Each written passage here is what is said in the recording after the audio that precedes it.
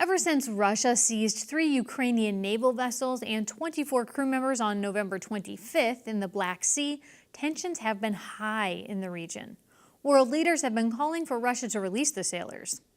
Carolee McGrath sat down with Gary Lefort, a retired lieutenant colonel in the Army and professor of international business at American International College, and Tom Maulucci, a professor of history at AIC, to learn more about the situation. I don't think it's surprising at all. It's just one of many ways that I think Russia is trying to escalate the situation in Ukraine. I mean, not only do they have the conflict as far as Donbass goes, but now you have this incident as far as Crimea. And this is reasserting the fact that Russia has total authority control over Crimea.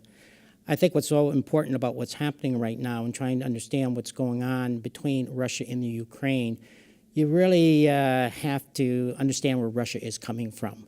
When the Soviet Union collapsed in 1991, it broke up into 15 independent republics.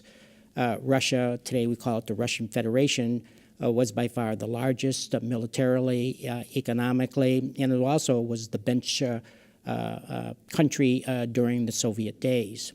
And so when the Soviet Union broke up, Russia reasserted itself, saying that, yes, these republics are going in their own way, but Russia always reserves the right because it saw those 14 other republics as part of its near abroad, kind of like a buffer zone between Russia and Europe, to be exact, or Iran for that matter, or even Turkey. And based on that near abroad concept, Russia feels that it has the rights, even the responsibility, to interfere in the affairs of any of these 14 republics if these republics are taking actions that, in the eyes of Russia, would, one, be a threat to the national security of Russia, or requiring Russian action to protect Russian minorities in the other republics. It's this type of near-abroad concept that Russia has used to intervene in republics like Georgia, Armenia, Azerbaijan, Tajikistan, Moldova, and more currently now, the Ukraine. And talk a little bit about the 2014 annexation of Crimea and the significance of that, and as it's led up to what recently happened. Well, the Crimea had been part of the Soviet Union administratively until 1954, and then or the Russian Soviet Republic, and then it was given to the Ukraine in that year. And there's a large Russian population there, and it also was a place where the Russian Black Sea Fleet was, or the Soviet Black Sea Fleet also was based.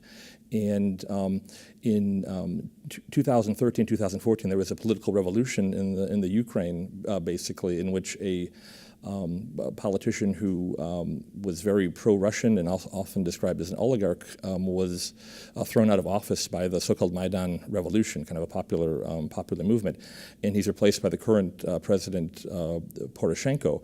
And in response to that, Putin moved into not only to annex the Crimea, but also to establish ties with separatists who are in the Donbass region. So one important fact about the situation in Ukraine is that it's a divided country ethnically. About 30% of the population are Russian speakers, and they live in the eastern and southern parts of the country. So Crimea and the Donbass are kind of large Russian-speaking populations.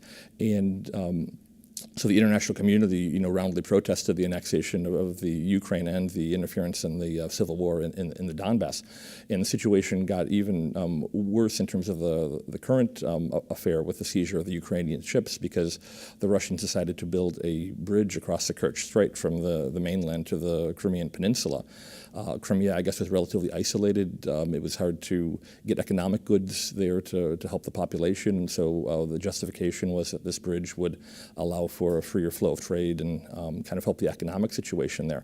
But it also means that the Russians now have a very direct means of interfering with the sea lines that go to the Sea of Azov, and so they annexed the Crimea in 2014. They were supposed to be respecting a 2003 agreement, actually, that made the Sea of Azov free to navigation.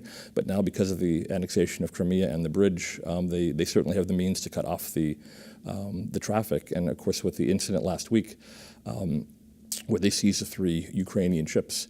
One of the fears is that the Russians are trying to use these means to cut off the Ukrainian ports in that sea. And they actually had started doing that almost as soon as the bridge went up, according to the Ukrainians. They would require ships to be inspected for a overly long period of time and drive up shipping costs and so on. So there's a bit of a prehistory also to the incident in terms of interference with the shipping routes. Now, the Ukrainian president has announced the calling up of reservists for training. What should NATO be doing? And I know NATO leaders are meeting presently. Well, there's a number of things that are currently going on. For example, the U.S. has provided Ukraine with Javelin anti-tank missiles. In October, the U.S. Air Force has conducted a joint operation with the Ukrainian Air Force, so that in the event that there was a possible expansion of the war by Russia, because that's one of the concerns that Poroshenko had. That's why he declared the martial law, that there would be ongoing air operations between the Ukraine, not only the United States, but also NATO as well. What about sanctions? I know there have been sanctions on Russia through the NATO countries. Are those effective? That's a big question now about how much Putin can be influenced by the sanctions. I know that also the president of the European Union Council, Donald Tusk, announced that they are considering extending the current sanctions and maybe also putting a stop to a plan for an oil pipeline from Russia under the Black Sea that would supply Europe. But that's a big question. How much pressure will these sanctions actually put on Putin if they're introduced? And long term, what is his motive? Probably out of all the 14 republics, Ukraine is the most significant strategically and militarily to Russia. Matter of fact, I'm surprised they have not done something earlier. Ukraine has a very, very large borderline with Russia.